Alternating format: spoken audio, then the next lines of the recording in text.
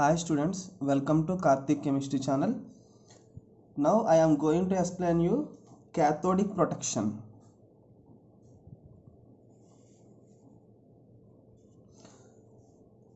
Cathodic protection. Okay, what is cathodic protection? What is the use of cathodic protection? Cathodic protection is a corrosion control method. Okay, to prevent the metal from corrosion, it is a best method. Cathodic protection is the best applicable method to prevent the corrosion. Okay, to prevent the corrosion of a metal. So what is cathodic protection? So cathodic protection means the base metal is forced to be act as cathode to avoid its corrosion when it is connected to the most active metal. Okay, what is cathodic protection? The base metal, okay, that means the metal to be protected should force to act as cathode when it is connected with a most active metal. Okay, so for example, see here,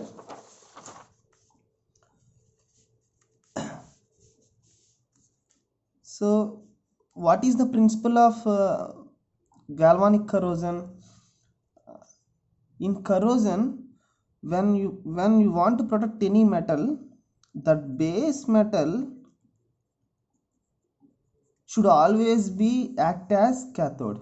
Okay, so it is the metal which is to be protected from the corrosion. Okay, then it should be act as cathode. Okay, always in corrosion the anodic metal gets damaged and cathodic metal gets protected from the corrosion. That is why the base metal, that means the metal to be protected, should act as cathode. Okay, so for that base metal is connected to the metal which is most active than the base metal. Okay, if you connect the base metal with another metal of most active than the base metal, then it acts as anode, the base metal acts as cathode.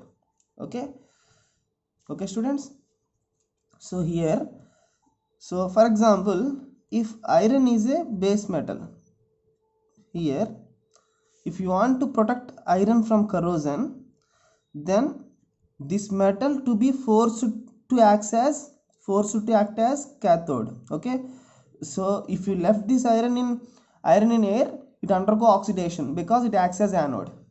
Okay, it undergo oxidation, so then it gets damaged, the metal gets damaged completely. Okay, so if you want to protect this metal from corrosion, then this metal forced to be act as cathode. Okay, this metal forced to be act as cathode. So for that, this metal to be connected with a most active metal. Okay, most active metal than this metal, then it acts as anode. For example, if you connect iron with zinc, then zinc is the most active metal than iron. So that means, so because of most activity, it acts as anode, so that is why it is forced to act as cathode. It is called cathodic protection. That means here the base metal is forced to be act as cathode when it is connected to the most active metal than the base metal. That is called cathodic protection. Okay, so in case of buried iron pipes, so soil pipes, buried iron pipes, okay, buried iron pipes in water or soil, so then how these metals are protected from the corrosion? It is a iron pipe which is buried in soil. Okay, so it is put in soil, so then how can we protect this metal from the corrosion? So it is a buried iron pipe, it is a iron pipe. Okay, if you simply left there in soil or water, it undergo corrosion. Okay, whether it may be dry corrosion or wet corrosion. So to prevent this metal from the corrosion, it should be connected to a metal of most active metal than this metal. Okay, when this metal is connected with a most active metal like magnesium, here this iron is connected with a most active metal than this metal, that is magnesium. Magnesium is a most active metal than iron. So then what happens? This magnesium metal acts as anode.